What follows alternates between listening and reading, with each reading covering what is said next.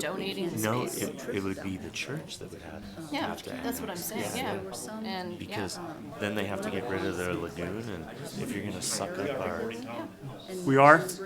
but I mean, and that's adding. Dustin, you ready?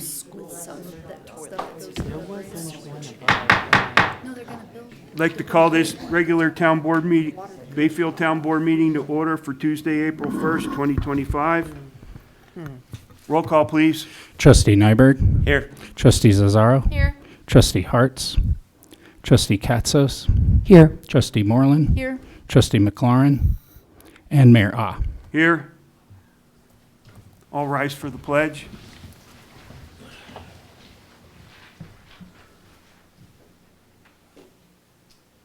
Pledge allegiance to the flag of the United States of America and to the republic for which it stands, one nation, under God, indivisible, with liberty and justice for all.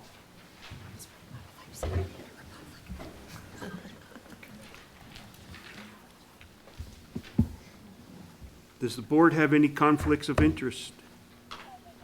not at this time. No. no. I probably do for 5A. So, because trustee Hartz isn't here, we need someone to run the meeting. Brenna says she'll do it. We need, we need a motion. Mr. Mayor, I motion for Trustee Moreland to run the meeting on Action 5A. I'll second that. I got a motion and a second. Is there any further discussion? Roll call, please. Oop, our roll call guy is gone. It's all right. Technical difficulties. Okay, Trustee Nyberg, Yes, Trustee Zazzaro, Yes, Trustee Katzos, Yes. Trustee Moreland, Yes. and Mayor Ah. Yes. General public input for those items not listed on the agenda. One at a time. I don't care who goes first. Lucy Stewart. I have a little concern. I hear all this, how shorthanded the staff is. And then I understand the building clerk is gone and the job is redone and reclassified and renamed. So are we going to play this catching up with the water bill and utility bills, or are we going to be okay because is somebody else taking over that job? I just don't want what happened to us with our billing to happen again. No, we're fully staffed for billing, so I don't expect that problem to come up again, so. The last billing cycle went out. Everything's good. It's sent to the print company, and we're good to go. When do you think you're going to fill that position? Or have you already filled it? I can't really speak to that. It's more of an HR question. It is posted on the website. I believe the deadline, don't quote me on it, it's April 7th, I want to say, she's accepting applications through Monday. Okay. That's just my concern. I just don't want to see us going through that again. thanks, Lucy. Any other public input? Ty Hamer. My concern is the lots up at Mustang Crossing. As I spoke with Jeremy earlier today, I am due to close on 3 of those lots on Wednesday, so tomorrow. But I know there's problems from what I hear. I just was kind of looking to know how long maybe until I was able to build on them. Because I've talked to Dan, he said it's not a problem, but I just don't want to be owning 3 lots I can't do anything with. You want me to answer that? Yeah. Yeah, so SGM has all the information available for a final report. Once we get that, we'll be bringing it to the board for acceptance of the public improvements. At this time, none of the public improvements have been accepted, therefore we can't issue the building permits. And that's what so are we thinking maybe a month, 2 months is there any guess? But I mean, I'd rather keep building over here than, you know what I mean? Yeah, so No idea.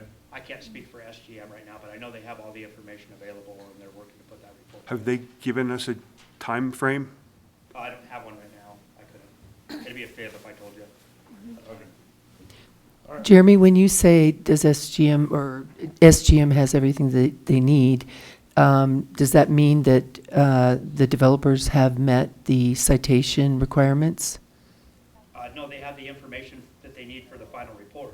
Okay, I'm not sure if the stormwater system is, but the stormwater system at Mustang Crossing is not a public improvement. So that's still privately owned. So don't get those confused with water Right. infrastructure, streets and sidewalks. right, Those would be the public improvements. The stormwater is managed independently by the developer. right. But we are doing survey, and there will be a full report provided to the board with SGM in regards to the stormwater detention pond and the drainage system. I think my concern is if they're not doing their due diligence to meet those requirements of all those citations, that we shouldn't be ready to build. They need to do what they need to We're not supposed to be do. discussing anything in public comment. Well, okay, that's just my opinion. Okay, thank you. Is there any other public comment?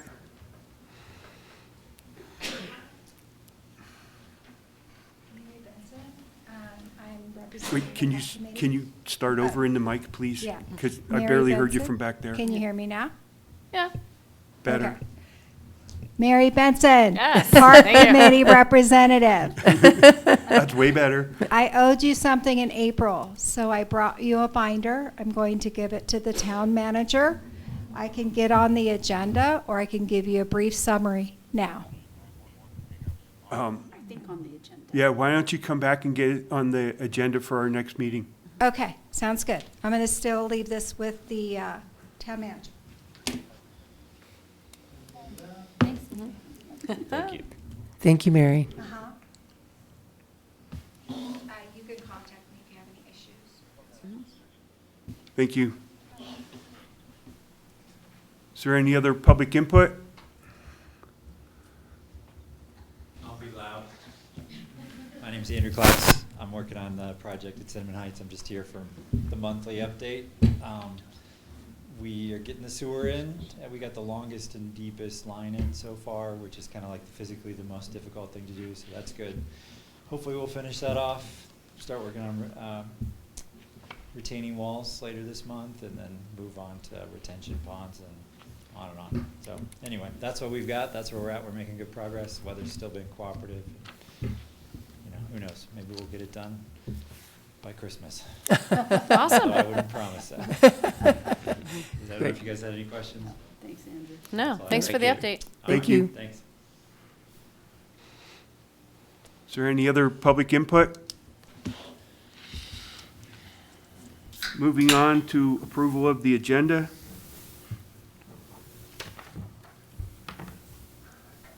Is it? Go Mr. ahead. Mayor, I'd like to make a motion to approve the agenda as presented. I'll I'll second. Got a motion and a second. Is there any further discussion? Roll call, please. Trustee Nyberg, Yes. Trustee Zazzaro, Yes. Trustee Katsas. Yes. Trustee Moreland, Yes. and Mayor Ah. Yes.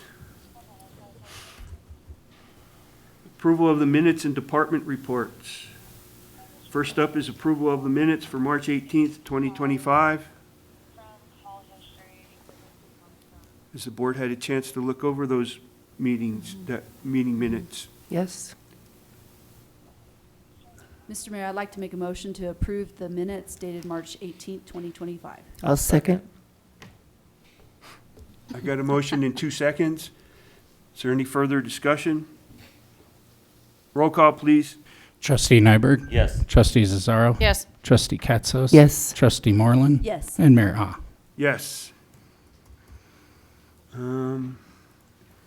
Next up is the town manager report.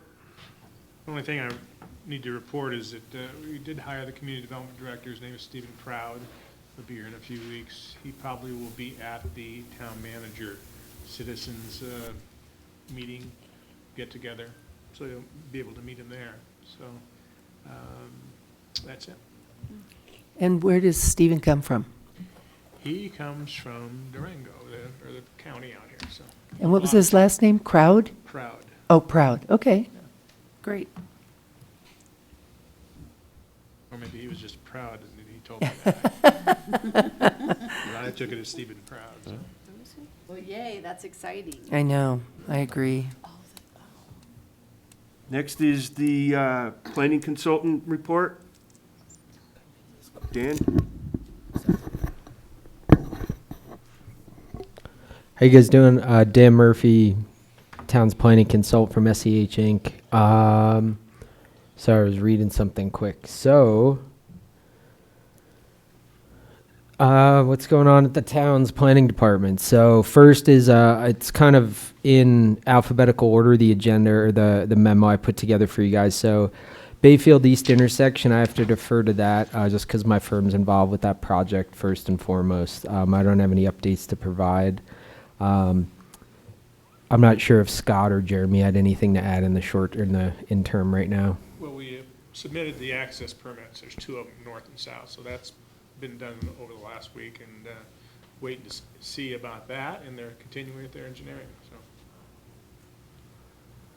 So. Going down the list here, so Bayfield Early Education Program, known as BEEP, just across town over there. They submitted a few weeks ago their annexation application, and last week I determined it to be complete and accepted it. So it's currently, as of Thursday, in the agency review comment period. So that'll be forthcoming here in the next couple of months. Clover 8 Meadows, there's really no update. We're waiting for the resubmittal of that project to see if they could get their design to comply with the fire department and the town's code. Hope Christian Academy, we had a neighborhood compatibility meeting here March 27th, which was really well attended. We were happy to see. There's a couple people in the room who were there. Myself and Jeremy from the town were the town representatives. So we discussed things about just general impacts, notably drainage, access as well, are the 2 big functions or issues with the project right now. It's currently, their 3rd submittal is still under review by the town's engineer. And so there's really right now just kind of in a holding pattern until I get those final reviews back from them to start to see if the project's ripe to be heard publicly or not. I have a question for you, Dan. Yep. So I was not at that meeting, but I'm curious about how this works with the church being nonprofit and now not going off of 501, but going through Dove Ranch. How does the school contribute to the maintenance of the roads that now they're going to be much more used or utilized by the school? I don't know how that works. Yeah, that's a great question. I can't answer it. What I can state, though, is it was a big point of discussion at the meeting. Okay. The project's representative, Jeremiah Ackerman, stated that the subject parcel does have a deeded access. It's stubbed out in the Dove Ranch. Mm-hmm. Nobody from the church group showed up, so it was really just Jeremiah speaking on behalf of the project. So there was a lot of questions left unanswered about what the implications of the church are in terms of nonprofit status and that. But I think a thing that's rising to the surface is whether or not that change of access, what that's going to look like going forward for the project, because based on historic records that we reviewed prior to the meeting and were discussed at the meeting for those in attendance, the original submittal and the zoning was predicated on a 501 access point. Mm-hmm. And I'm by no means representing my next comment, haven't conducted the review or anything, but from a 15-year tenured planner, it is very uncommon to relocate an access through a residential subdivision as they're proposing. That's all I'd be willing to comment on it at this time. Mm-hmm. But other than that, too, drainage was a big item, of course, and we were somewhat limited in scope as SGM, the town's engineer, wasn't able to attend, and I'm not licensed to speak on drainage impacts. Okay. So as the project moves along, procedurally, if it's found to be ready to go public, it'll go first to the Planning Commission. It's a use by review. And they'll make a recommendation. And then there is the appeal provision set forth in the land use code. If a member of the public, a trustee, or some other member of the community wants to call it up to you. So this does not come back in front of the board it just goes back to the planning commission? Unless it's called up or appealed, Okay. the decision of the planning commission, you will not see it. Okay, And there's an appeal provision in your code. You're welcome to review of how that works. okay. But procedurally in the code right now, if that were not triggered, you would not see the project, no. Okay, What triggers an appeal? yeah, well, we will read the appeal process in the code, just so we're aware. I think my concern is that that road, that access point was meant for a subdivision of over 300 homes that were Bayfield taxpayers that would Yeah. help contribute to our taxes that support street and infrastructure. And I'm not sure how that works when it's another entity. So that's where Yeah. that's where I'm like, I know when I voted for the zoning change, I knew it was going off of 501 and it wasn't impacting town infrastructure. Yeah. And now my concern is that it's impacting town infrastructure, and I'm not sure how it gets back to me, because I would not have voted yes without having answers to these questions with the current process, Sure. or the current, how they were gonna drive in the access point. Right now, try to limit any further discussion, so we're not identifying any perceived concepts of the project and how it might move forward. But that was the meeting that was held on the 27th. Jeremy and I hope we got it right. It should be on YouTube. We recorded it, and we think it Oh, all got done. I didn't know that, okay. That point was brought up and discussed heavily, being that the subject parcel is owned by a church and they are non-tax paying entities in the town of Bayfield, and what that does look like. That was discussed. You're welcome to listen to the meeting itself. And then the staff report I'll put together in the coming months will have minutes that I took personally at the meeting. No, thank you for all that information, because I know that there are some board members that live in that neighborhood, and so not all of us could attend that meeting Yeah. anyway, unless it was noticed, and it wasn't. So it's good to know that there's an option to watch it, so that we're all educated on what may or may not be happening over there. Yeah. So thank you. Yep. So, excuse me. My question for Mr. Goldman would be, 3 of us live up there. Do we have to recuse ourselves for that vote, even though we're property owners? Well, I don't know that we're voting on anything. Well, not that we're voting on anything tonight, but if it came to a vote on something, Yeah, let's cross that bridge in the event that it actually happened, because as we just heard from Mr. Murphy, that it's entirely possible it goes to the planning commission, you're not involved, and that decision may be made. Now, if it goes through the appellate process and then it comes before the board on a particular item, we'll need to address the potential conflicts at that time. thank you. I just like to know my options. Yeah, along those lines, in the meantime, always remember that if a matter does come before you, you will be sitting in a quasi-judicial capacity to decide the merits of a particular project. And be careful not to make statements in a public setting with regards to your judgment on a project before you've actually been presented with the project and all of its elements. You need to base your decision and your judgment based upon the presentation of the project to you, whether or not it meets the submittal criteria. You're applying that project to that submittal criteria to decide whether or not it's a project that should get approval. Thank you. I or- appreciate or that. denial. Yeah. Yeah, I it's don't, like I don't mean to interrupt the conversation, but I had a citizen just send me a message saying that the audio's been muted and turned off, and the video's turned off for, just after public comment.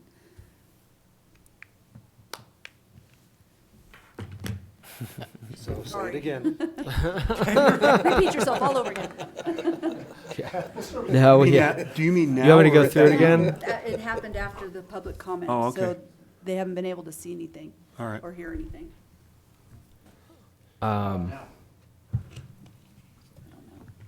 Hello, person on the TV.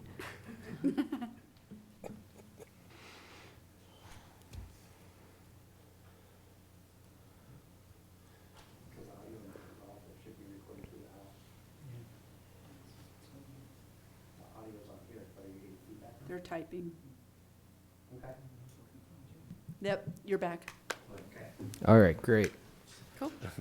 Any other questions about Hope Christian at the moment? No? No, All thank right. you. Thank you. Just trucking on here. So, Ironton RV Park and subdivision preliminary plan was also submitted to the town a couple weeks ago.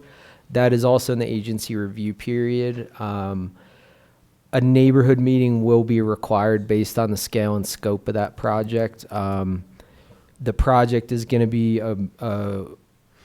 it's a large undertaking for the town of Bayfield is how I would describe it at this moment. And to relatively speak for SGM, they would agree. So we'll keep you apprised as it moves along, but it's in the very early stages of the review cycle of that. And that's proposed to be just put north of here, right off of 160 at the intersection right there. What makes it a large project? Is it just a lot of RV 74 parks? RV Okay. parking spaces. Wow, that's big. And like wasn't sheet sets expecting of that. design that are like 35 plus pages. Where is that at? It's just north of town here by the intersection. You know, where the RVs are parked right up here on the Okay. left. That's it. Across from the post office. Yeah. Yeah. Mhm. I've worked on a few of them, and they, regardless of Bayfield or anywhere, they're just they're heavy design intensive, and it takes a lot of time to review them for code criteria and things like that. What I was just working on before I walked in here is the McCoy Gonzalez Taylor boundary adjustment, annexation, and zoning petitions I've mentioned once before. I pretty much finished up the staff report today, and I met with Kelton McCoy this afternoon. The project looks like it's ready for the first trustees meeting for the first reading of the petition. Procedurally in the code, the trustees hear the petition application, ensure that it meets the statutory obligations, and then they allow it or disallow it essentially to go for review before the planning commission, and then it comes back to you for the final reading. Another project that's great for the town of Bayfield. The properties are completely surrounded by the town. It just makes total sense to annex them in right now. So that'll be, like I said, we're targeting right now the first trustees meeting for that first reading of it. The O'Reilly Auto Parts store, I'm not too heavily involved. Jeremy's been working on that. I know they're in the pre-construction stage, and they were doing some dirt work. That's really the only update I have is it's zoned in. It's a pretty straightforward development. I don't know if you wanted to add anything. Yeah, not much. And then last on the list right now for current planning projects is Pine River Commons Phase 2. I met with the applicant and development team this morning. We had a general pre-application meeting of what they want to do for Phase 2, general conformance with the approved development agreement and the master plan. And they'll be submitting the application probably here, I would expect by the fall at some point.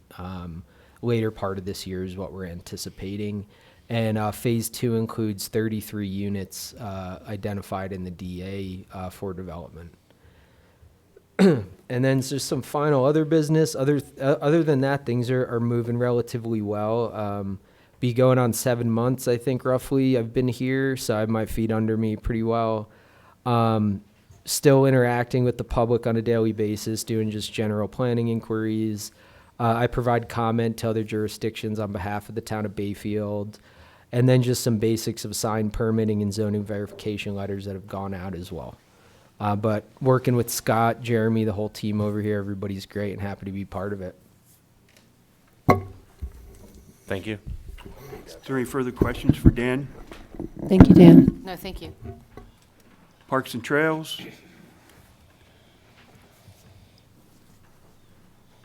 Good evening, Board. Park staff for the month of March has done normal operations. Some of the highlights that we've done, all the sports fields and the parks have all been dethatched and raked. We used our new sweeper for that and it worked well. It was a lot faster than how we've done it in the past. That'll help the grass grow and gets all the dead out and just promotes new growth. We fabricated and installed a new gate on our lawn trailer. The old one was just tore up, beat up. I mean, we've used it, our public works has used it, just loading and offloading equipment. It was just needed to be replaced. So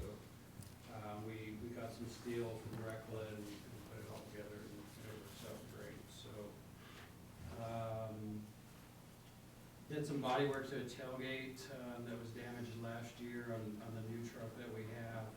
It was just cheaper to do the body work and paint ourselves and not pay a high deductible for the insurance. I think we spent $150 on that. So, and we kept the guys busy during the bad weather. We did begin construction last week on the compost bin. We were about 3/4 of the way done with the retaining wall, so that's coming along very well. We had 60-ton blocks to put up, so it's been quite a job. But it's coming along well.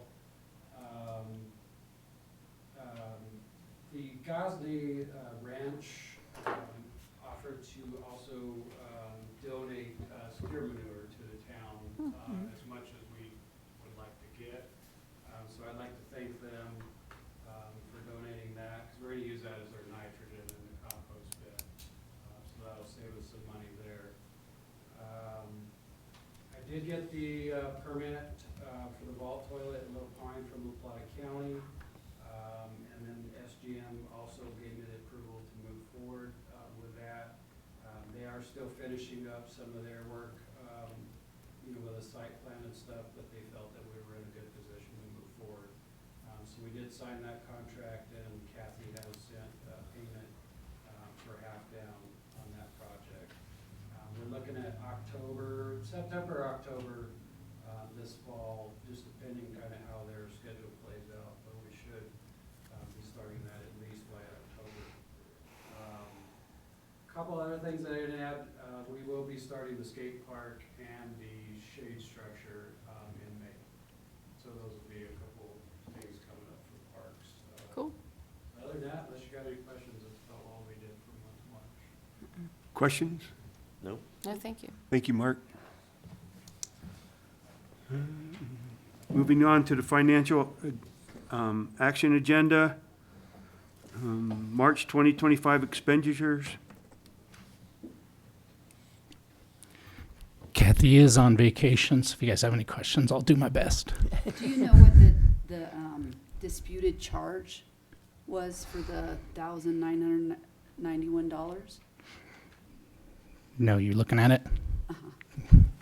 Yeah, so that was on a public works credit card, my credit card. Oh, And okay. it was That's a right. disputed charge for health supplements. Oh. RX. Okay. So, yeah, there was that charge, and then there was another one they tried to run as well for $4,000.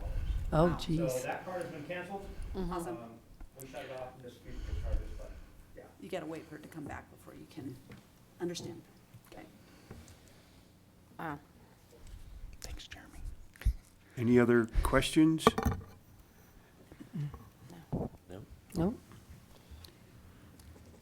Looking for a motion? Mr. Mayor, I make a motion to accept the March 2025 expenditures. I'll second. that. Got a motion and a second. Is there any further discussion? Roll call, please. Trustee Nyberg, Yes. Trustee Zazzaro, Yes. Trustee Katsas, Yes. Trustee Moreland, Yes. and Mayor Ah. Yes. Spring and fall cleanup direction. So we've had a few inquiries in regards to spring cleanup, fall cleanup. When we did switch over to the new contract for our solid waste disposal, those are no longer included. So we were hoping to get some direction from the board as far as holding a spring cleanup, fall cleanup, one, both. You're looking, I don't have quotes, so I wanted to kind of get some direction from you guys at first, but just some rough math. We typically have 6 30-yard roll-offs at the shop, and just doing some quick math at about $2,000 a roll-off, you're looking at about $12,000. Now, that's just a rough estimate. I don't know if we'll get charged for mattresses or things like that, but we definitely wanted to bring that to you guys for discussion and potential action before we started scheduling or setting up any type of a cleanup for the town. So our spring cleanup is usually the big one, right? Yeah. And that's, like, we get a lot of people for that? Spring cleanup fills up the fastest, so that's what we've seen in the last few years. So fall, it's hit or miss in the fall, but spring's usually pretty huge. How many dumpsters did we get in the past? 6 30-yard roll-offs. 6 Yeah, at 1,200 apiece? No. about 2,000. 2,000 Could apiece. be a little bit more. So you're looking anywhere probably potentially $12,000 to $15,000 for the dumpsters and hauling. Is that price kind of based off of what you know we did in the past, kind of? Because That's what I did on my rentals. with the whole 30-yard roll-off, sludge thing, I'm like, construction debris. is it gonna be like super expensive now because we don't do business with them, so. And do you have any idea why we only budgeted $1,200 for spring cleanup? Is it because it was all included before and, With our previous solid waste contract, that was included before, as well as, the sludge. Wasn't it cheaper like that? crap? Wow. So this isn't budgeted for, and it's another thing that was missed in the change from the, to the new I contract. don't think that it was presented when the contract. It was not. No? Okay. So have you, Mr. Goldman, have you had a chance to review the contract? I've looked at the contract, and I think it's all on the agenda to come up. Okay, thank you. This is completely separate from our. Okay. Yeah. Okay. So everything went a la carte. So our residential trash that got picked up for the a la carte is one vendor. Our sludge hauling and that for the biosolids from the wastewater treatment facility is another contractor. And then if you guys did want to move forward with the spring or the fall cleanup, we would actually solicit bids from another from the local container companies, which would be Waste Management, Republic Services, Trash Panda, Durango Trash Panda, Venus Recycling, and see if we could get, equitable prices. So the math that I'm giving you is just from myself personally, getting a 30-yard roll-off container and filling it up, and what the charges were for hauling. So I think we can't give you direction until we talk about the other trash issues. okay, that's fair. And when have we normally held our spring cleanup? Typically in May. In May? Yeah, I've Okay. had some conversation with a few of the different vendors, wondering about roll-off services. Uh-huh. That's why we put this on the agenda to bring Okay. to you. So we haven't acquisition making formal bids yet. I agree with you, Brenna. We need to look at the whole issue so we understand what we're committing to or not committing to. And right now, the way the numbers are adding up is quite concerning. So I feel like we need to gather all that and then decide. So we may be late. When are we going to have this on the agenda? We can bring it back to you next week, Okay. the spring cleanup. And if you want, we can bring it back to you with pricing as well. Well, and the. Yeah, I think that would and be the- great. And the contract. We have no contract for a spring cleanup or fall cleanup Yeah. with any vendor at this time. It'll be a one-time deal. We may potentially, if you wanted to entertain both, be able to bring you back pricing for a spring and a fall cleanup. They'd be really similar, so I would probably just bid out the spring cleanup, and then we could count on, imagine that same pricing for fall if we decided to do both. Well, in looking at the contract that we have with Reliable, it says spring cleanup, future negotiations, so it was non-defined. Okay. But we could bring that back to the next meeting with some pricing as well instead of just approximates. That'd be a good idea. Okay. That sounds great. Cool. Thank you, sir. Next up is the town manager discussion. I have an update for everyone. The town of Bayfield is bringing in 2 candidates for the town manager interviews that will happen on Thursday, April 10th and Friday, April 11th. We are pleased to announce that our 2 candidates for our community are Joe Daughter from Illinois and Joseph Kirby from Colorado. On behalf of the Board of Trustees, we would like to extend an invitation for you to attend our town manager meet and greet on Thursday, April 10th from 5:30 to 7 p.m. at the Pine River Senior Center. We have invitations by the boardroom doors for you to take and share with your fellow community members. At the meet and greet, you will be able to talk with our candidates and give us your input as to which candidate would be you think would be most successful in this role. Bios about the candidates will be provided at the meet and greet. Their interview schedule will consist of a department director panel on Thursday afternoon and then a board of trustee and community panel on Friday morning. We will give our community staff and Board of Trustees time to submit their feedback to the feedback on the candidates until Monday, April 14th by 5 p.m. At our next scheduled board meeting, Tuesday, April 15th, the Board of Trustees will convene an executive session to discuss the candidates and plan moving forward. We do hope that you will attend the meet and greet and participate in this interview process with us. Does anyone have any questions?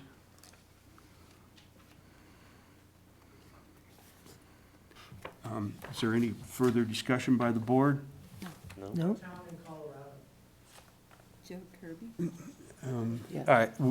We're not at liberty to discuss at this point. They will be available on, where did I see that? Thursday, On Thursday, yeah. At the meet and greet. at the meet and greet.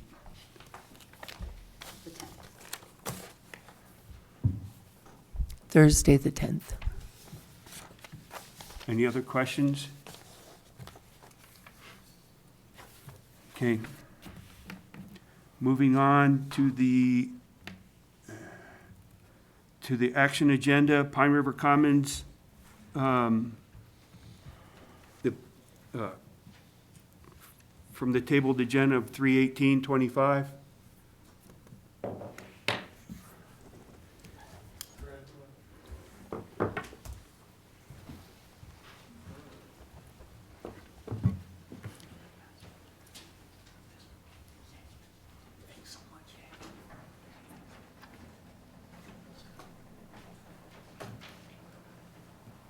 Thanks, Brad. Thank you. Thank you.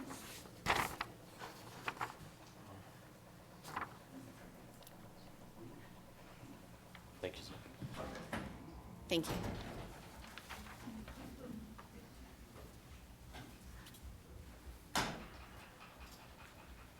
Good evening, trustees. Brad Blake with Pine River Commons.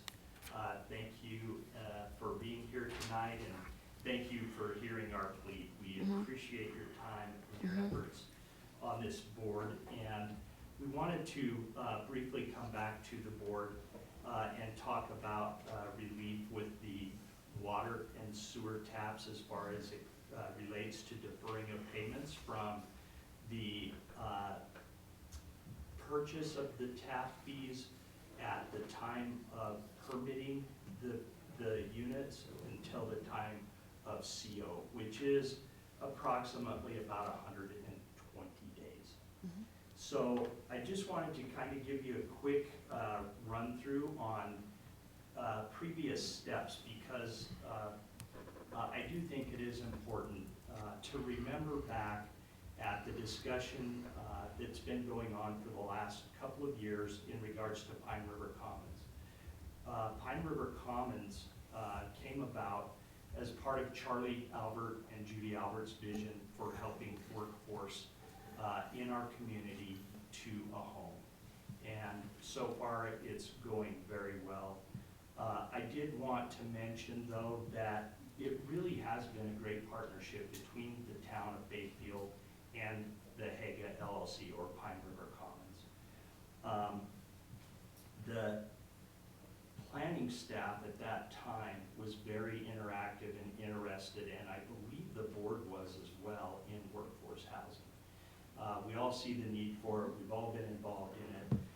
I've been involved in it a long time. Mr. Albert's been involved in it a long, long time as well. We do a lot of homes in this community and have over the last number of years.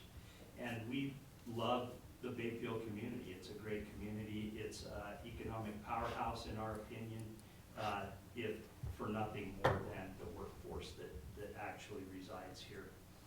I also want to mention that the town of Bayfield was recommended by DOLA to go after an energy impact grant. For you all, that means proceeds or monies from energy in this area, primarily natural gas, go into a fund, and you can apply for those funds because of impacts that it has on the community. So it's called an energy impact grant. The town of Bayfield took the advice of DOLA, went after the grant and asked if we would help. And that grant was primarily for the payment of public infrastructure, the biggest part being the water and sewer taps. The water and sewer taps for the project for 66 townhomes is almost $1 million. That goes directly to the support of your water and sewer facilities. It's a great thing for the community, and that's why DOLA does it. It actually just benefits the community. It also goes to the water and sewer lines, public streets, sidewalks, that sort of thing that the town will own. It has to go to that. Now, what does that do for the community? That basically helps us keep the prices of homes lower. We have tried desperately to keep our prices on homes low. We started out at $363,000, and we felt that was a great price. The prices have crept up a little bit because of some of the other issues that we had at the project, but right now they're hovering right around 370. With help from Prop 123 money and from Housing Solutions, they are the Homes Fund, they can actually get up to almost $100,000 in down payment assistance at this time. That's a big impact for working people in our community. $100,000 takes that down well into the mid 200s, and that's a huge deal. So that's just a quick reminder that the town of Bayfield actually went after that grant. We were happy to help with that, and that grant actually is the town of Bayfield's grant. The way that the grant was set up was absolutely to help the town of Bayfield with the grant, because we, as the developer, have to have, if you want to call it matching funds. They don't match dollar for dollar. We have to spend about 73%. They do about the other, it's 67% and 33% or something like that. So what the grant did was they said, okay, because this is going to the town of Bayfield, we will allow the vertical construction of the units to apply to that 67% match, which is a little unusual. It doesn't always happen that way. So basically, we have to spend a good bit of money in order to get those grant dollars back. And that's what we have done. We just got our first grant payment back of almost $360,000. I think it was right around $351,000. That all goes right back to the town of Bayfield. So it doesn't come into our pockets. It doesn't go to Charlie's pocket. It goes to the town of Bayfield. It supports your water and sewer facilities, roads, bridges, or no bridges yet. Roads, sewer, water. The basic question, I guess, really comes down to the timing of this payment.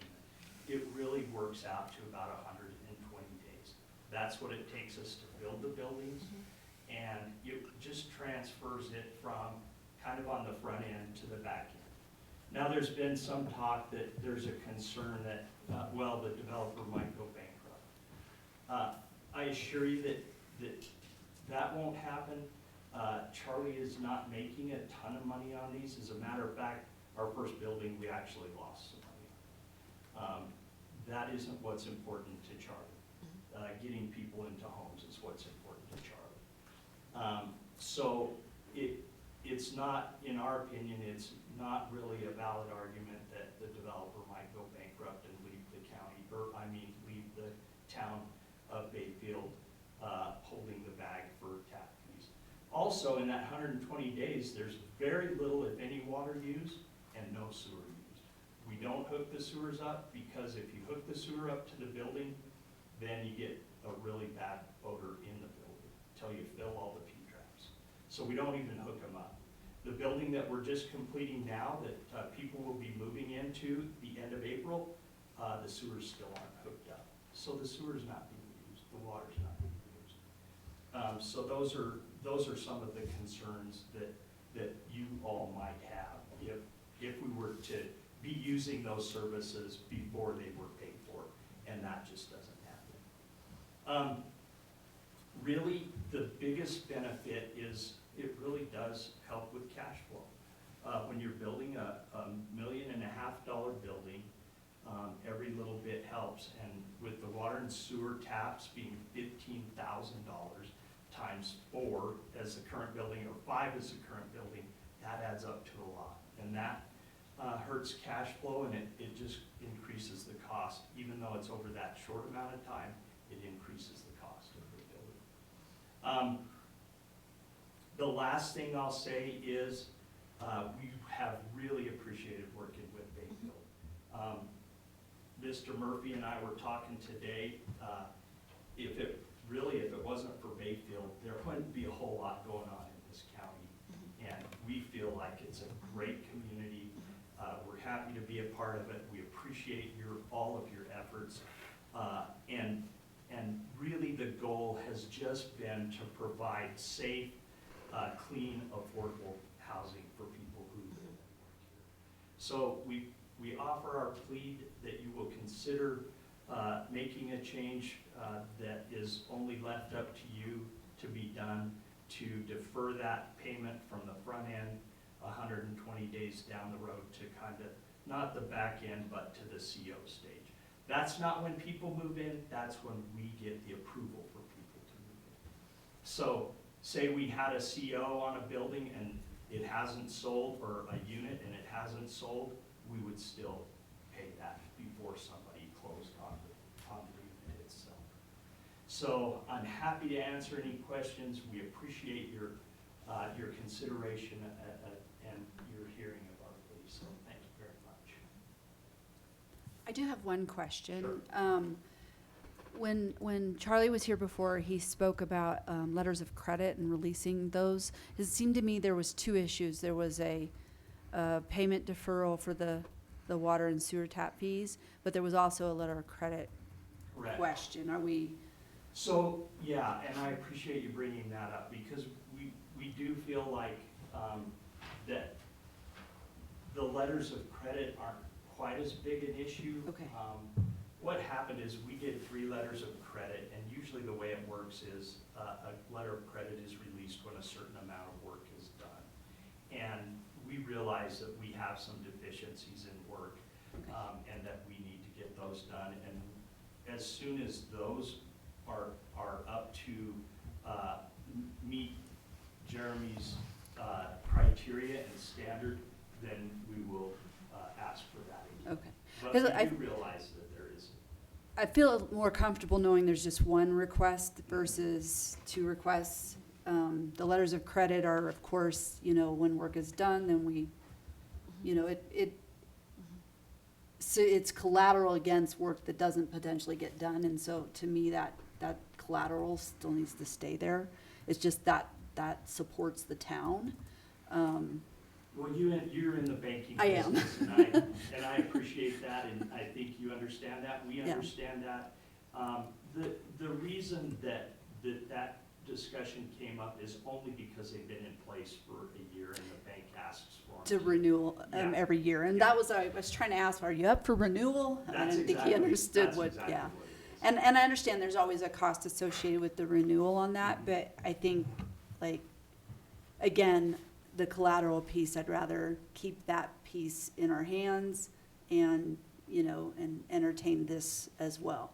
I do want to make a comment to the board that we, and you may not be aware of this fact, but when Prop 123 came out, we actually agreed as a board to 3% affordable housing growth.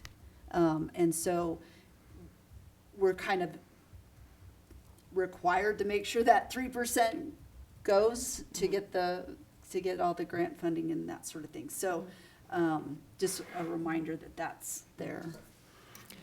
Michael, did you have a chance to review the subdivision development agreement? Yeah, so the subdivision improvement agreement concerns specifically the letters of credit, okay?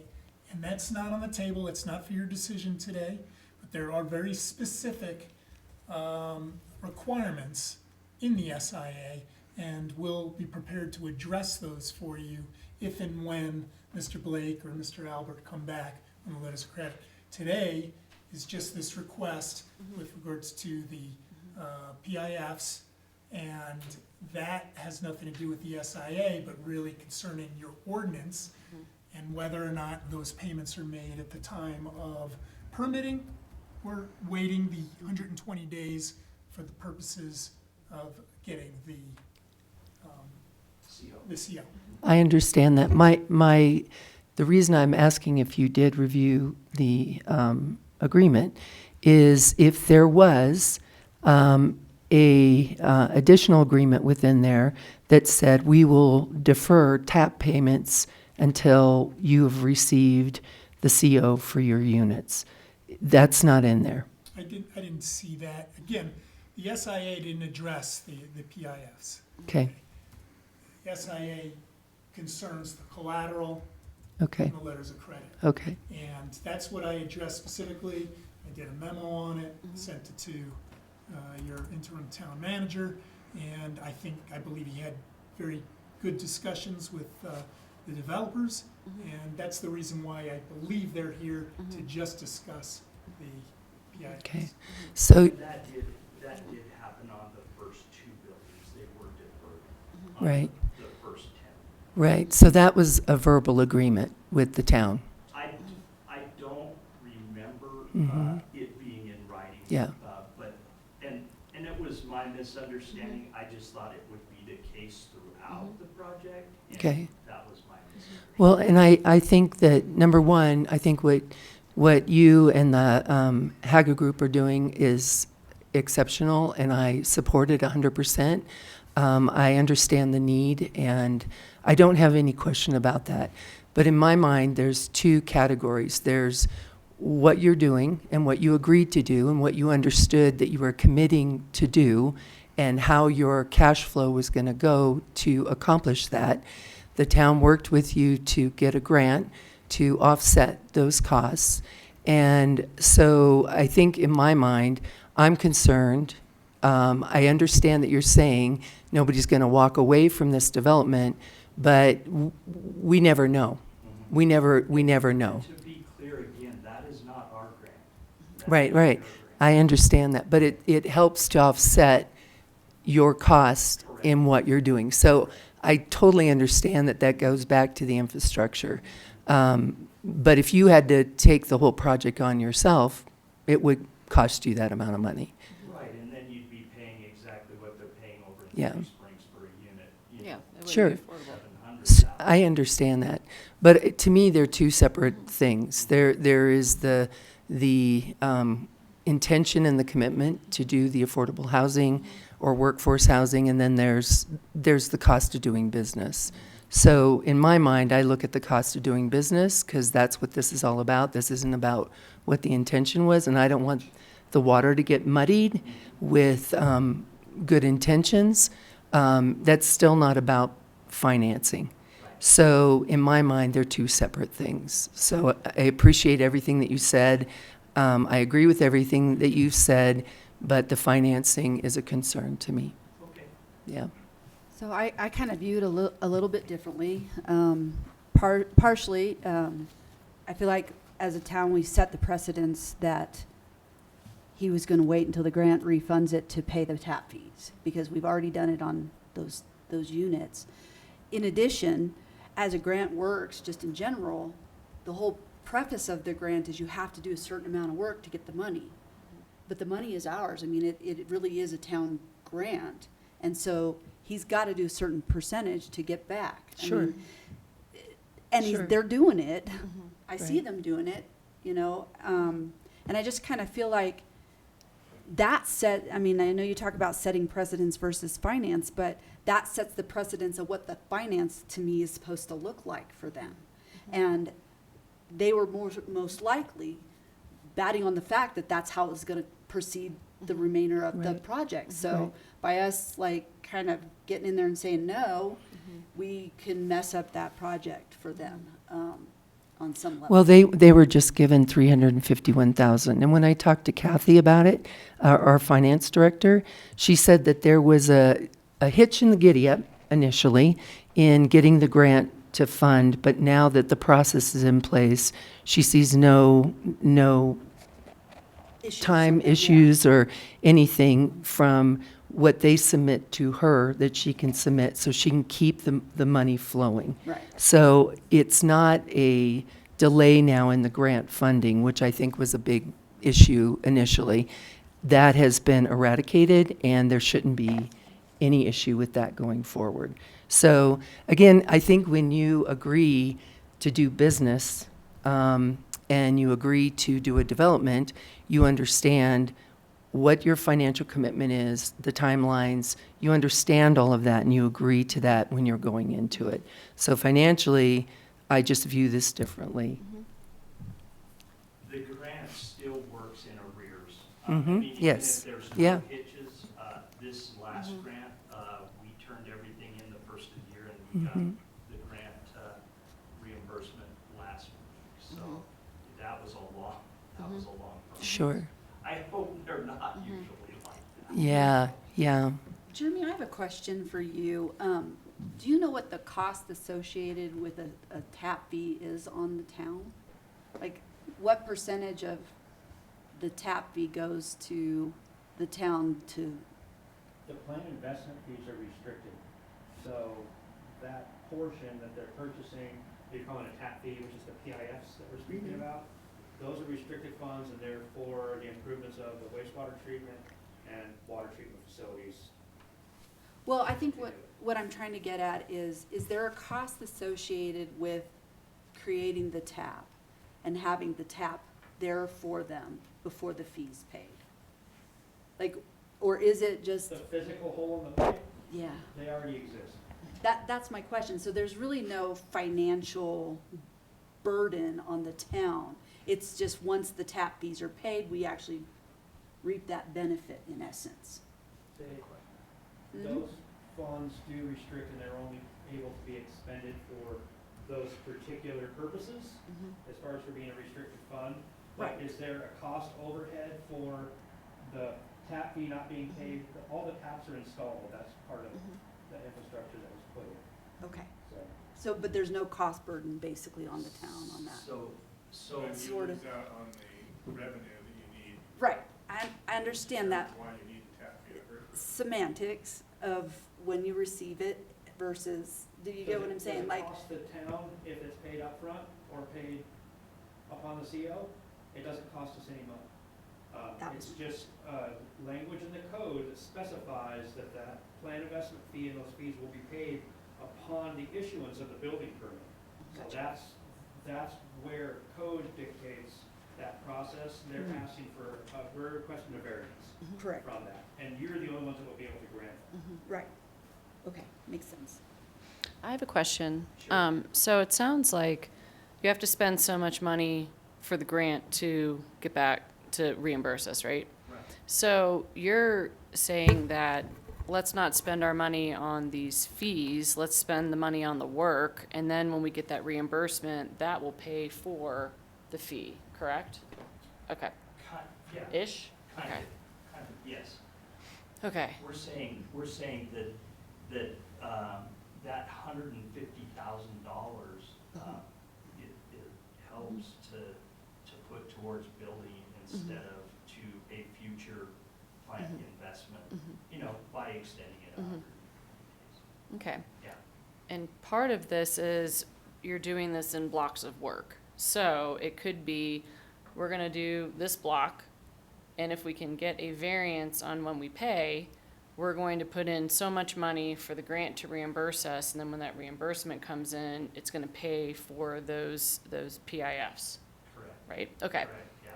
So if we continue, it's not like we're building everything at once and asking for all 66 units, or the ones that aren't done yet, to be the variance for them to be paid later. We're saying, we're gonna work on the next 10 houses, as we're putting in the money, we're gonna do the grant, we're gonna get the grant funding, and then that grant funding is gonna go towards those PIFs. So this could be done this time and 4 more times if there's 6 phases, 66 units, There's 33 in this phase. And Okay. And to be clear, the phases, Mhm. there's 2 phases of homes, Mhm. but there's also sub-phases in Okay. those phases. Okay. And another thing I will mention, I did ask DOLA if they would fund those up front, Mhm. and they're considering it. Okay. I asked Patrick Rondelli, who I think you're familiar with, Yeah. and he said he would look into that. Okay. It's not out of their reach, but it's just kind of the same as we're doing Mhm. here. It's Yeah. a little bit out of the order. Yeah, well, I mean, we have a code, Mhm. and it says you pay at the building permit. And so again, we're asking for a variance to that, and I think part of the concern could be the next folks that come up that aren't your team, that are like, well, you did this for Pine River Commons, can you extend us the same courtesy, we have the same everything, and if we say no, well, we said yes. So I understand why this is a challenge, and I understand, whereas, does it really matter when we pay the fee? Because we're not using the money right away. It's going into our, whatever, would it be capital improvements, Jeremy? Reserves. Yeah, so it's going into reserve. So I understand that. That's why I understand there's a challenge with this. And it is a little different than most projects. I mean, it's really not, it's a for non-profit, it's not a for-profit Yeah. project. So it's a little Yeah. bit different. Well, and I feel like any investment that anyone's going to do is going to be all penciled out, and you're going to understand the commitments, you're going to understand the timeline, you're going to understand that the permitting has to happen here, payment has to happen here. And so for me, it's, why even enter in if you're going to be like, well, we're going to try to pay Peter to, rob Peter to pay Paul until we can catch up to pay Peter. And so I feel like that has a snowball effect. And again, we can't predict the future. I really hope all this goes well, all the way to the end, because I do believe that we're in desperate need for this housing. You have, 60 potential buyers lined up that are interested? 66. So, it seems to me that if we do things as it has been agreed upon, it's all going to work out in the end, because you've already penciled it in, you already knew what you were going to spend. So that's just where I'm at. Well, let me ask this. If you paid all the tap fees up front, we're showing that money has been spent, we submit that to the grant, and we get Correct. reimbursed. Correct. Yes or no? I asked, that's the question I asked. Okay. And again, it's just not, it's just out of the way they generally do it. That's why they're considering it. Okay. So when do we think Patrick might have a response for us? I don't know. DOLA can be fickle, Okay. you know. Because I'm looking at it, as we said, money spent for money reimbursed, so, Well, we would love to pay all the tap fees up front. But, that's a huge chunk of money. I mean, it's almost $1 million. yeah, because then that money, it's all done. Yeah, So, and when I say we, Yeah. That would be way out of reach for us. yeah. DOLA may or may not do it. Mhm. My hope is that they may come back and say, well, maybe we can do the first 30, or the remainder of the Yeah. first phase. And so it sounds like the problem is, it's the delay in getting the reimbursement, because you need that money to then move on to doing other things. It helps. It Yeah. definitely helps keep costs down. And trustee is correct. I mean, we know what we knew in the beginning what the tap fees were. They're not out of line with other taps. Yeah. You should see what their taps are in other areas. Yeah. Although in other areas right next door, Pagosa, they waived all their tap fees for their workforce housing. So it's kind of where you're at. So I'm wondering, I mean, are we thinking Patrick might have an answer for us, and are we talking months, are we talking weeks, days? We don't I know? don't know. Okay. but I could run that up and this is another kind of weird deal. basically, Patrick's not my guy, he's your guy. Yeah. So that makes it a little bit more unusual, although I did ask the question. I have a relationship with Patrick just because of my past work, but I also don't want to step out of my lane. I understand. Well, I easily could ask him right now and he might respond, but I'm trying to stay in my lane here and not I work for the state lane. So, I'm wondering I would love to know what they think they can do. And, I mean, how long can we wait before this is becoming an issue for you guys? Because again. We already paid the taps for the next building. Okay. We went ahead and did it, but we're still here to plead our case. Okay, no, and I understand that, but I also understand we have a building So code. all the buildings that are there now being done, the tap fees are. Okay. So if there's something we can do for the future builds to do a pay later, that's what we're gonna see if DOLA can help us out with that. Okay, okay. I think we're trying to find out whether or not we've got a little time to get an answer back from them Yeah. on what their thoughts are. Because I'd like to know that answer, if it's something that they're willing to do, and let the onus be on them and not on the town. Yeah. For sure. Well, I don't mind reaching out again.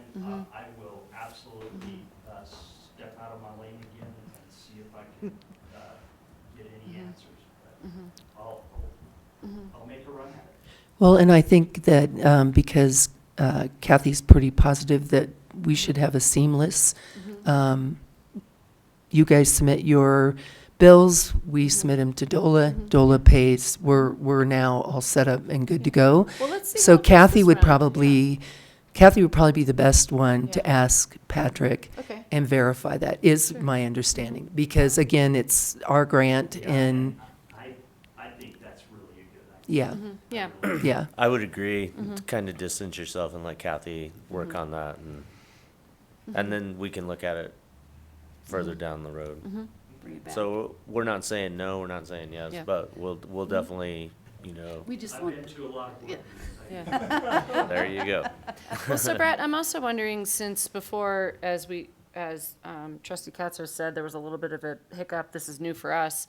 I'm wondering if with the second reimbursement, I mean, hopefully it won't take 90 days, maybe it'll be faster, maybe not, I don't So know. that's a very good point. And really, we have enough money spent on our side to probably cover the next fourplex fees. But it still is a matter of the use of that money for the 120 days does make a difference. Yeah, so, I mean, I don't know when you hit the mark for submitting again to Kathy, but I'd like to know if It's right now. yeah, so let's see if it's faster, and then maybe all of this might not be as big of a deal, and while we're seeing how long that takes, Kathy can also reach out to Patrick and see what we can do, because we want to work with you, but again, I know we have a building code, I understand what Trustee Katzos is saying about this is what our agreement was. I also understand variances, because I've seen us grant them before, so I just want to make sure that we're. Mini. Yes, yes, and some that I'm like, we did what? I'm glad I wasn't on the board then. So, let's see, I'd like to see how some of this plays out, before doing a variance and setting a precedent. Not that I think we're gonna have all these workforce housing grants, like, knocking on our door coming forward, so this might be the only time we do this. That'd be unfortunate, but I guess it's a learning process for the board. Okay. Yeah. Fair enough. Yeah, because no, I'm very open to, I was like, there's gotta be a way we can do this. Like, that's what I'm thinking, but I kinda wanna see the reimbursement if it's faster and what Patrick says. So, before making a judgment call on not following our building code and granting a variance. Sounds good. okay. Not great, but good. No, well, It wasn't a no. yeah, you're not getting any no's, it's We still, need more info. would still It like some more just- yeah. information. It is what it is. So I guess I'll Scott can meet with Kathy and Kathy can. Okay. Yeah. Do- Question for DOLA, because it's something we've never done before. Yeah. Do you need a motion to table this again? Okay. Do you have a motion? I know, I'm trying to think of what I'm trying to say. So, what is your title in this moment? You're still trustee Moreland? I don't know, interim moral, no, trustee. You're not pro Trustee tem, Moreland? you're not the mayor. You're the, yeah. you're Presiding officer. Acting in charge Acting of the in, meeting. acting. Acting Mayor Moreland. I'd like to make a motion to table the discussion on the Pine River Commons PIF again, until we have more information on the turnaround time of submission to reimbursement on our grant, and if we have more information from our DOLA representative on if we can, what were you asking for? To change the paying up front? Deferring the PIF payments. I'll second that. Jesus. I have a motion and a second. Woo. Any comment? Nope. Any public comment?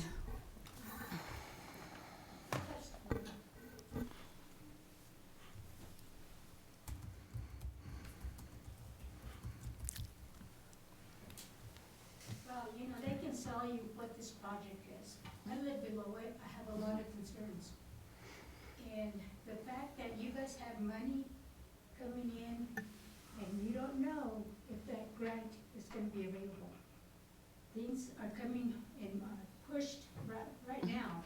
Even though that money might have been assigned, there's no guarantee that you guys are gonna get that money. If you let go of this money, and the way that everything is going nowadays, what happens if they don't complete it? Not that they're wanting to run away, but what if it happens if the cost of everything gets so expensive that they cannot finish these buildings and pay the fuel cost and everything it takes to haul this stuff in. And I think that if you do this, with all the building that's gonna go on and there's people that are wanting to come in, I think you're setting yourself up. I think you're setting a precedent that, okay, we did it this way, but you know, we'll go ahead and let you change things now. That's what happened in our subdivision. And they left the town holding the bag. So for my piece of this, there's a lot of issues to that subdivision. And I've never gotten the correct answers. So do what you want to do, but you are representing us, our subdivision, when you're doing this. Thank you. Thanks, Lucy. Anybody else? All right, roll call. Excuse me, Trustee Nyberg, Yes. Trustee Cesaro, Yes. Trustee Katzos. Yes. And Acting Mayor Moreland. Yes. We can ask for Tom to come back. Thank you. Thank Of you. course, thank you. Do we have to? He's like, what is going on in there? Give Brenna a little power. Jeez.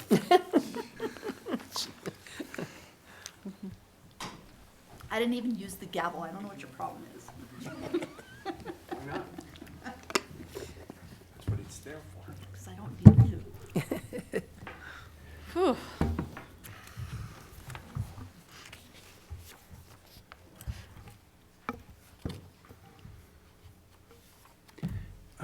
Next up, Audio Eye ADA website. So Scott and I attended a webinar presentation from Audio Eye about getting the town's website ADA compliant for the Senate bill that I put in the memo there. A couple things that really struck me is the guy that did the webinar, he's not even an Audio Eye employee. He actually works for Civics Plus, which is who administers our website. So I just really feel that with them already knowing this project, already having a lot of municipalities, I think I put in the packet there, on board with this, it would be a real seamless transition. They're going to know the software. They're going to know the ins and outs of the Drupal, is what they call their software. So that really struck me that they're really supporting this. It also came in $700 under budget, which was great. And the other thing that strikes me is it's hands-free. So a lot of other municipalities have had to actually hire a full-time position to get their websites up to that. That's one solution I saw on the listserv. And I also saw other solutions that cost $10,000 to $12,000. So it was really great to attend that. They have some great features in there, including litigation support, and they have real milestones that said, okay, now this is fixed, now this is fixed, and they give you a report of what they're doing. It's very technical, even to the size of characters and things like that on the website. So I would recommend going with this. Since we're running out of time, it does need to be shown improvement by July. Scott, did you have any concerns? No, not at all. Actually, I was as pleased as Dustin was when we received the bid and looked at the proposal. It seemed really clean. I was doing a lot of work to try to find different options to do this. And I also got information from Bobley about, I don't know, maybe a dozen other communities who quoted what they had spent to do this work or to try to get that work done. And they were all higher than this price, let alone, as Dustin said, that it required a lot of staff time in some of these communities. So I'm completely free of fear of doing this. This is the right thing to do. But this is something we have to do supposedly by July, or certainly at least even show significant strides towards it, since we're a small community. But still, the deadline really was July, and we should try to get that done. This doesn't, and it's out of your hair. Well, reading the packet, it seems that the other communities that you've talked to have had really good success with it. So it's good to know that it's been tried. And Yeah, and until recently, I hadn't had a lot of experience with the website, and I've been learning by trial by fire because I'm basically one of the only ones left that know how to run it. And at first, I hated it, to be honest, and there was real walls. But Civics Plus has really helped me. When you email their help desk, they're back to you within 15 minutes. oh, nice. So, yeah, and a lot of municipalities use Civics Plus. They also do our codification work and things of that nature Oh, as great. well. So, and it really did strike me that the guy giving the presentation wasn't an audio eye employee. I mean, he was a Civics Plus. He's one of the guys you call for the help desk, and he's like, nope, this is a great product. We recommend all our municipalities that don't have a solution to really get on board with it. Great. Okay. Does the board have any other questions? Mr. Mayor, I'd like to make a motion to approve the Audio Eye ADA website for $4,800. I'll second. Got a motion and a second. Is there any further discussion? The only inquiry I have is, will there be, if this is approved, will there be a contract that Civics Plus will send to the town of Bayfield to actually formalize this? Yes. Okay, so, because, yeah, I'd be interested in looking at this litigation support that they're offering and to what extent that they're going to back that up. Oh, that would be good. So that sounds great. I look Okay. forward to it. Do I need to amend my motion No, for your review? no. Okay. Other than subject to approval. That's what I was going to say. of I'm the going to amend it contract. subject to approval of the contract being reviewed by Attorney Goldman. Okay. Oh, I'll second. Again. Okay, I got a motion and a second. Any further discussion? Roll call, please. Trustee Nyberg? Yes. Trustee Zazzaro? Yes. Trustee Katsos? Yes. Trustee Moreland? Yes. And Mayor Ha. Yes. Waste management, sludge removal. Mr. Mayor, Trustees, we did bring this agreement back to you guys after some good discussion last meeting. One thing that we'd like to point out as well too, in regards to the agreement, they started picking up and hauling sludge January 1 of 2025. We've had one pickup without incident since they started. So we're going into April. So we're going to do our third month, that's over 15 bins. Every haul has been subjected to spillage. Now, the spillage has been in the dumpster bin where the roll-offs are housed with the drain. There's not any contamination or anything in the street, no SSO or anything like that. But they haven't been able to haul one of these bins off without dumping some of the biosolids in the sludge bin. So I'm not exactly sure what the trustees' thoughts are in regards it's been really challenging with waste management. And then I don't know if you were included with the addendum. There is an addendum to the original agreement. They are switching the size of the container to a 25-yard roll-off, which they submitted last Wednesday. So they changed the size of the container, and we're still. Is this the same company we had before, or is this? No, this is a different roll-off company. Were they cheaper than the other roll-off company, or did we? The haul charges, so when the roll-off companies were presented to the board, there was no reference to a biosolids fee at all. So I don't think that necessarily the roll-off containers were presented apples to apples.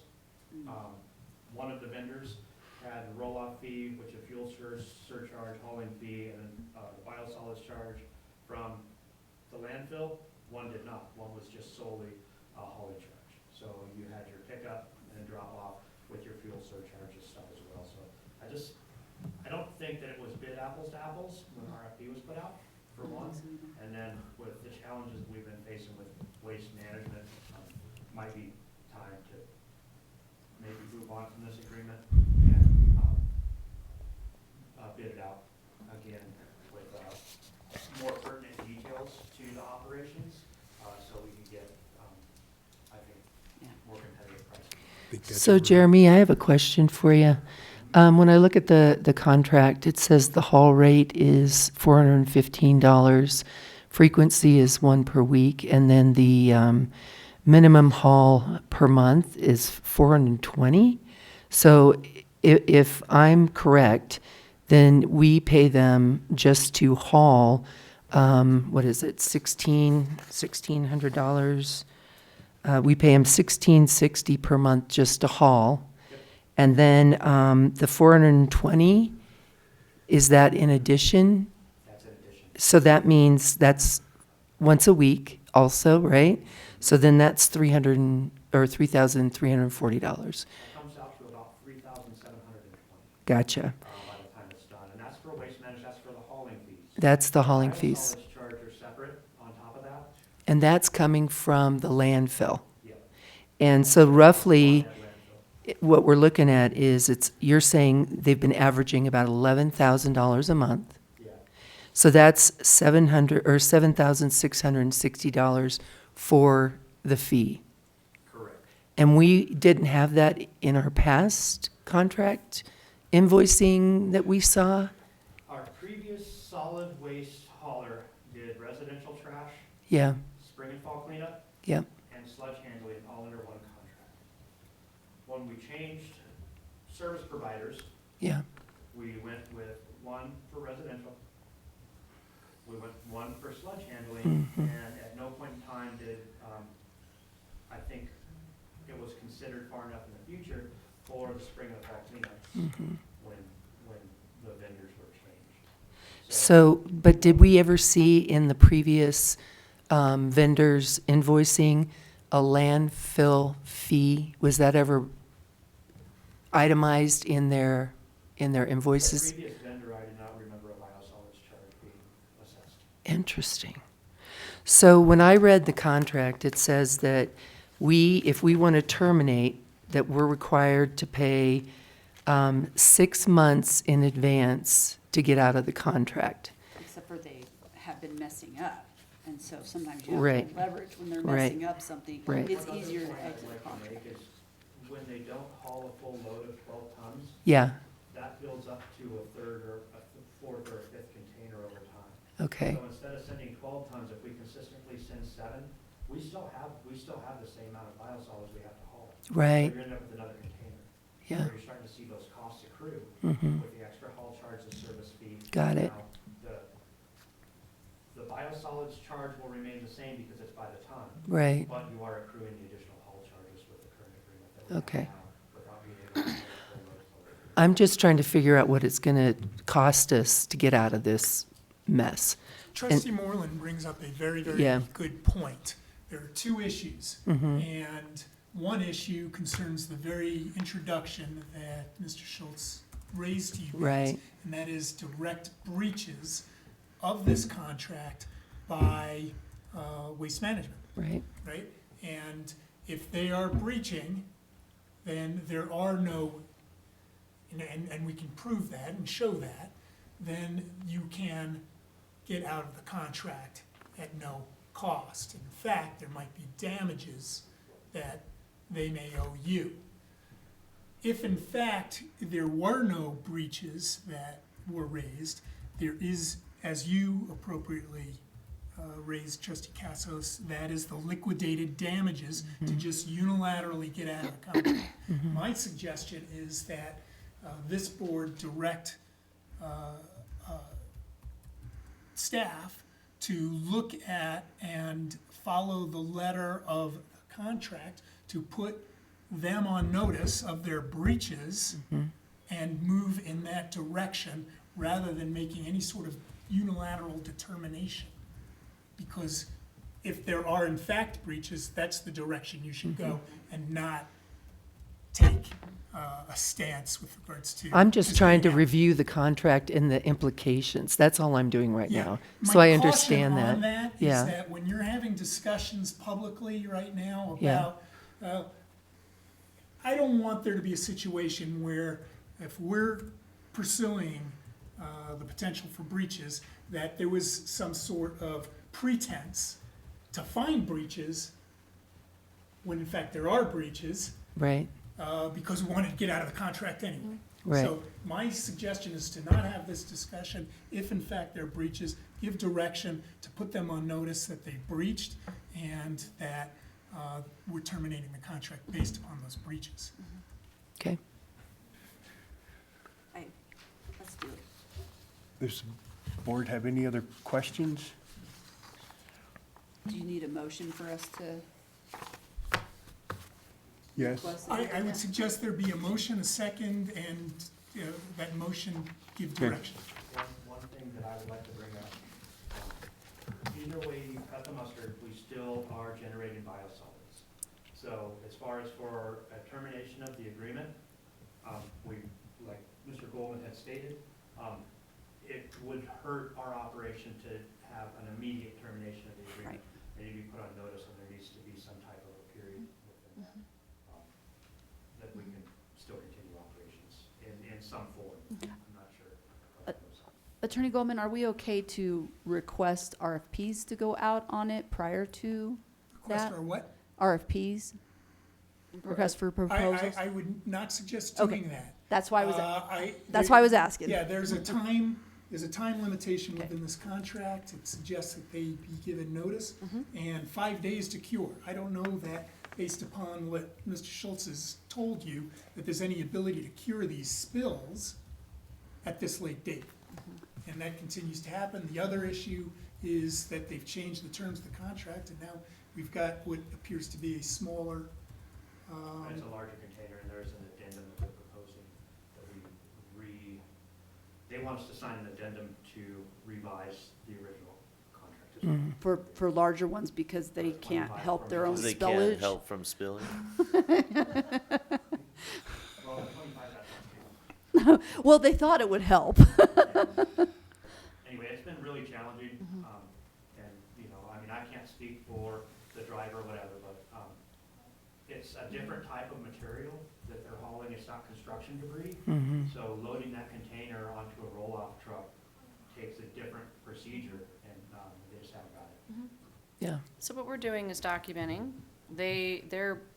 I don't know that we would want to sign any addendums, but we need to point out, so we're pointing out to them there are issues, and they're providing us with proposals to correct the problem. And it doesn't equal more hauls, which costs us more money, because in the original, so they want to give us a larger container, which would mean less hauls, even though there's spillage, right? Now, we can only do 12 tons. Okay, DOT regulations, that's the maximum. We Okay. do have emails going back to January, okay, so there's documentation, trying to okay, resolve this issue. okay. So if it's an issue to put them on notice, because you don't have something to fill in right away, I don't know what our options are, because, No, we just need to put them on notice. okay, so we do need to put them on notice. Like Attorney Goldman had mentioned, I did send the agreement over to him for review for our last meeting and some of the challenges that we were having, and that's what he came so he Okay. has looked at the original agreement. Okay. I've also noted a bunch of other options, but I think the number one option you need to consider right now, based upon the emergent situation and the failure of this company to fulfill their service guarantee, is to put them on notice. Cross your fingers, Bill, tomorrow. So what, High blood pressure Wednesday. I think, I think my challenge is I don't know what the motion is that we're making in order to put them on notice. Like, what does that, I want it Based to be. upon the information that you've heard today, you'd make a motion to give direction to staff to send the appropriate notice under the contract that they're in breach. So does that mean the notices we're canceling in 30 days? Like, that's what I'm not understanding. What is the notices that we're giving you, whatever the contract says, because we are planning to cancel? No. No, I didn't think so. That's what I'm trying to You're just understand. notifying them they're in breach of contract. Okay, we're just letting them. First step. Yeah. Okay, thank you. Okay. So, Mr. Mayor, I'd like to make a motion to direct staff to put, oh no, I'm like, Waste okay, the management. Waste Management of Colorado, put them on notice of breach of contract. I would second that motion. We okay with that? Okay, That's step just one. checking. I know. I got a motion and a second. Is there any further discussion? Roll call, please. Trustee Nyberg, Yes. Trustee Cesaro, Yes. Trustee Katsas, Yes. Trustee Moreland, Yes. and Mayor Ah. Yes. Public Works purchase request for Dodge pickup. This is the Jeremy show. You thought you could sit down. Where are you What were you going? thinking? Roll your chair over there. For the three quotes for the replacement of the treatment plant pickups. A lot of our vehicles are 20-plus years old, so this is one that we're replacing a 2005 Dodge Dakota. We'd like to upgrade, so. The Dodge came back in the cheapest, and that's the one that we would like to purchase, so we're requesting approval on that. Okay. Does the board have any questions? It was in the budget, correct? Yeah. Yeah. Cool. Nope. No other questions? Mr. Mayor, I'd like to make a motion to approve the purchase of the Dodge Ram 1500 Crew Cab pickup from Morehart Murphy Auto Center in the amount of $48,392. I'll second. Got a motion and a second. Any further discussion? Roll call, please. Trustee Nyberg, Yes. Trustee Cesaro, Yes. Trustee Katsas, Yes. Trustee Moreland, Yes. and Mayor Ah. Yes.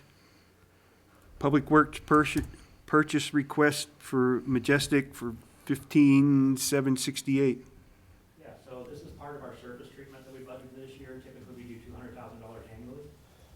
We're doing a little bit different application before our chip seal project this year. If any of you have driven on Wilmer up north on Mountain View, you have those big 3-inch cracks.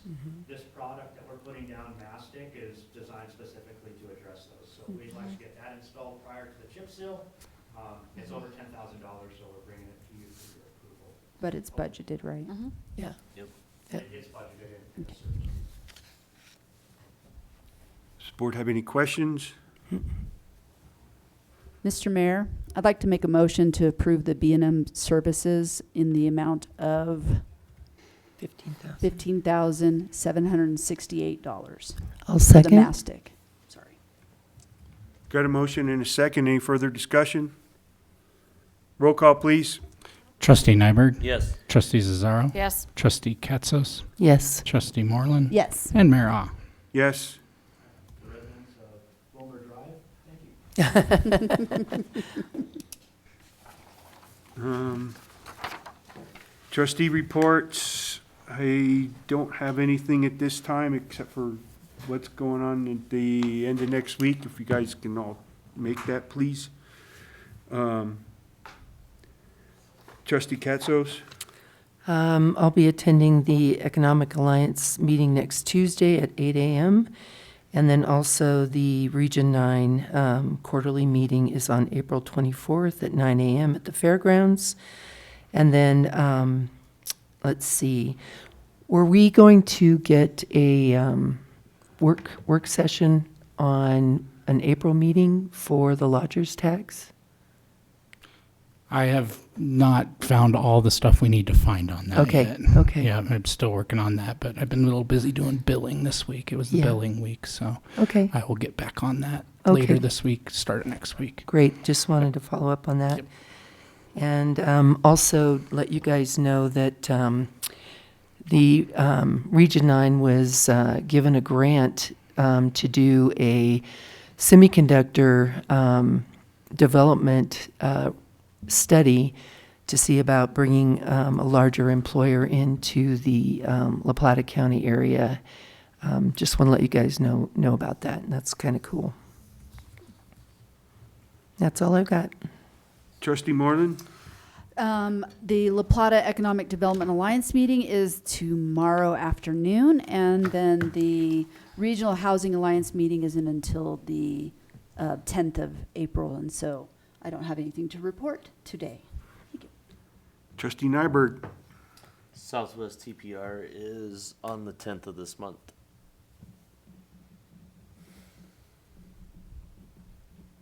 And Trustee Cesaro? So I attended the Bayfield Chamber of Commerce meeting on March 25th, and based on discussions during that meeting, a survey is going out to see what the business owners in our community would actually like from the chamber, if they would like to have a chamber at all. I think the current members on the board of the Chamber of Commerce they're volunteers, and they are not sure at this point if they are providing a service to the community. So they want to poll the businesses to see what their needs are and if the chamber is able to adequately meet them. The Durango Chamber of Commerce, the executive director, who I don't know why I'm spacing on his name right now, and Vaughn Morris from Boys and Girls Club at Durango, they actually attended the meeting to help provide suggestions and see if there was anything that they could do to support our Bayfield Chamber of Commerce. So I think after the survey goes out and we get responses from the Bayfield businesses, we'll see if there's in fact a need to have a Chamber of Commerce. Yeah. So I just want our board to know that it's looking like it's going in the direction of no longer having a Bayfield Chamber of Commerce, unfortunately. That doesn't sound good. Well, I don't know if it doesn't Yeah. sound good, because I don't know if the businesses are finding value in the services that are being provided. One of the things we did discuss is how would we have the continuation of the block parties, because those actually do provide at least two of our not-for-profits with some much-needed funds. And so I think that Stephanie, the president, was going to try to schedule a meeting with the town to talk about, what are we doing throughout the remainder of this year, because we're looking at block party dates. It looks like there might just be one in June and then another one in August, because the one in July is falling into July 4th range, and we know it's a big burden on the town to put on 2 events within that month. And doing it in May is too early, doing it in September. Too late. Yeah, it's too late. So really, yeah, so it's looking like it would only be 2 block parties. But I know that was important to see if the chamber continued through the end of this year and didn't next year. What can we do to ensure that the block parties continue, at least for those 2 not-for-profits that do benefit from? I think the whole town benefits from the block party, except for maybe the staff who have to deal with it. But I think it's good for the town to have those types of activities in the summer. So, I think that you couldn't go later because of Heritage Days, actually. I think that's why we can't go into September or October. So anyway, that's what's going on with the chamber. So I don't think they're going to be needing space at the town hall anymore. Because I told them before we had to kind of defer since we were having water inside issues. And then the Upper Pine has their next meeting. It's the same week as our next meeting, so Thursday the 17th that I am available to attend. So I'll bring any information from that back to the board. On the chamber thing and the block parties, maybe just the thought that we create a committee through the town and find some volunteers that are willing to maybe help put it together. Yeah. I know originally it was the town that was doing the block parties. They were the ones putting it together. And the chamber took over it. Yeah, so, yeah, there'd be a couple moving parts to that. I would need the nonprofits to put in for the liquor licenses if the chamber's not going to do things like that. And then as far as financing goes, the band and the stage was what the chamber paid for. We foot the bill for the barricades and the That's why porta we- potties. If we had a committee, they would go out and try to get some sponsorships. That's how the Yeah, chamber did. it's a great event. It's honestly my favorite Bayfield event, and so we'd like to keep that going. Well, and it could be, maybe there's that, I mean, the chamber is a group of volunteers, so maybe if that's the only purpose, maybe they're not the Bayfield Chamber, maybe they're the Block Bayfield, guard, I don't know, the block events party committee, I don't know. Committee, yeah. But yeah, so I think there's ways to look at it, but right now, we want to see what businesses want and need, Yeah. and if the current chamber is able to provide that. Some are already inquiring. I took the bank deposits the other day, and TBK hit me up. And they're like, "When's the block parties, Dustin?" Like, Yeah. to be determined. So- Do we think, so Stephanie's gonna make a meeting with the town, and I asked to be invited as the liaison, but I'm wondering, is doing the block party and the 4th of July, is that a trade-off do we wanna ditch having a July block party? Like, I guess it's up to the town. I think attendance-wise too, it was the lowest attended one. Okay. Even the one that got rained out looked like we were going to have better attendance. The last one in August. It would be okay for town-wise if it was spaced a little more. I think last year though, I think we had what? Oh, it's like the next we week had or like a something. 4-day turnaround. It was close. Yeah, Okay. For staff, it Okay. probably would be great. No, so I think it's up, I think they were trying to come up with some dates. I mean, they were looking at like the 1st or 2nd week of June instead of doing it the 3rd week because of other conflicts. So I know that meeting should be happening at some point, but I think it's worth discussion on, do we go to, because I think I thought it was pretty I mean, even if, it seems pretty well attended, even though July might be the lowest attended, but it's still attended. Yeah. So agree. I think it would be good looking at maybe, is there a better date in July for the town versus, anyway. So hopefully that's coming our way to have a discussion so we can get those dates out there. Yeah, the least feedback for- is always good on the block Yeah, parties. the town loves those. Yeah, Mm-hmm. yeah, and we have fun after we get set up too. So. Yeah, I think they were pitching June 5th instead of the 12th, and I don't remember or the 19th, I think the 19th was, either way. We'll figure it out. We need some dates. Yeah, we need to move soon to get those liquor licenses applied for because the state takes about a month to review those. Well, I think it'll still be the chamber is still doing everything Okay. they normally do this year. It's Okay. looking at how do we continue this next year if there is no chamber. Right.